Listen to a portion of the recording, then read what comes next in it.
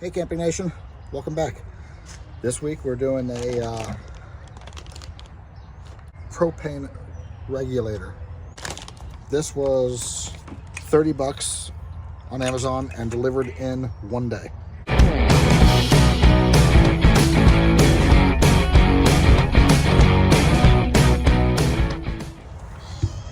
This is one of those that is really easy to do, but if you don't do it properly, it can be pretty bad, devastating even. So all we need for tools, we don't need any of this.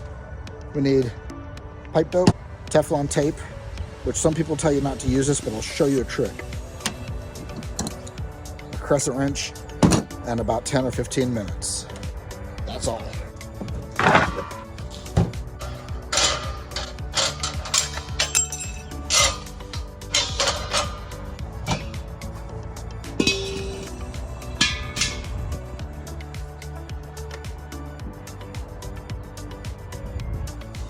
I was wrong, and a pair of chain locks. Just grab the base with the chains and turn this out. Like I said, it's actually a very simple job.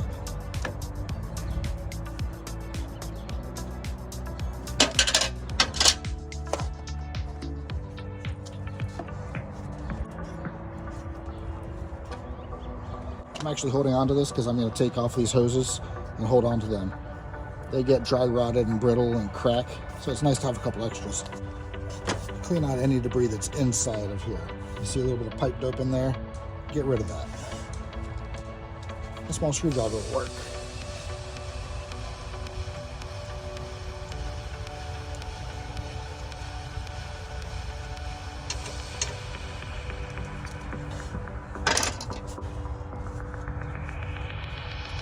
Paper towel to wipe it out. Look at all that.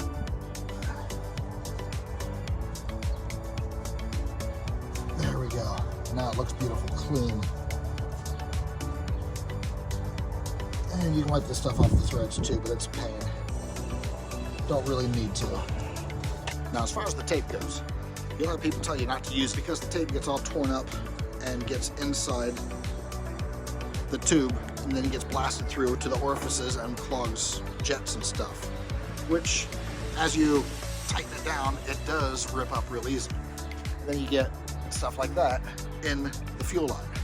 Some people even try and tell you that it's against codes. I've yet to see one. Matter of fact, on a lot of these, it actually say right on here that it is for gas. Honestly, gas is the last thing I'd want leaking. I don't care if water leaks. Gas, that's a problem. So here's a trick. See all the threads? You don't wrap the tape all the way up to the very top thread. You go a thread down.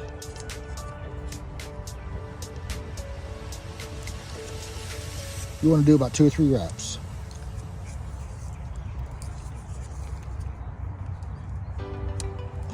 I like taking a rag or a paper towel or something and squeeze it to where it gets into the threads. But you see, I've left the top of it untaped. Now, if this bothers you, you can take a pocket knife and go around it and cut that off. You don't need to. There we go. The pipe dope what actually seals this up.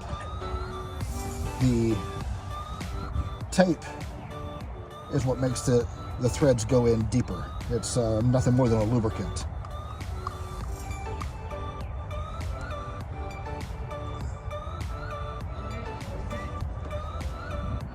Doesn't take a whole lot. That's more than what I do at work, honestly. This is what I use. It's good stuff. And then you just thread this on there. Righty tighty, lefty loosey.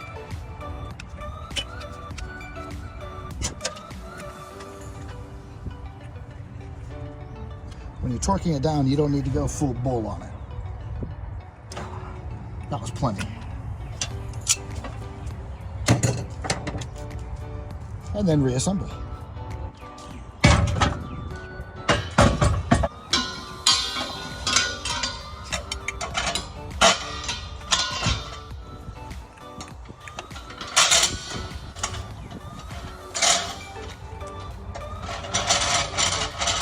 Now you'll see there's an arrow on here.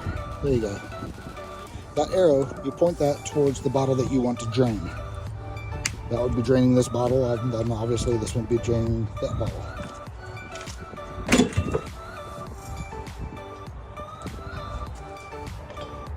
When you turn on the bottles, you don't just crank them open.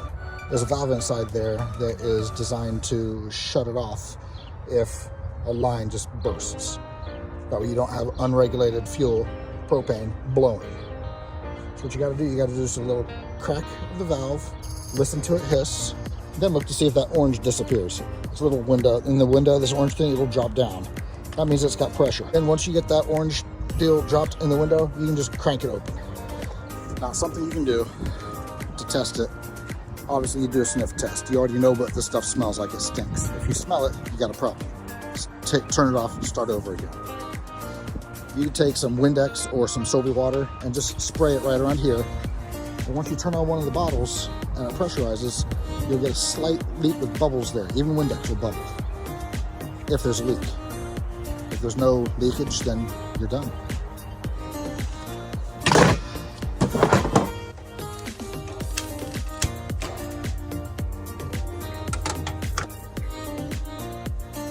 That was a total win.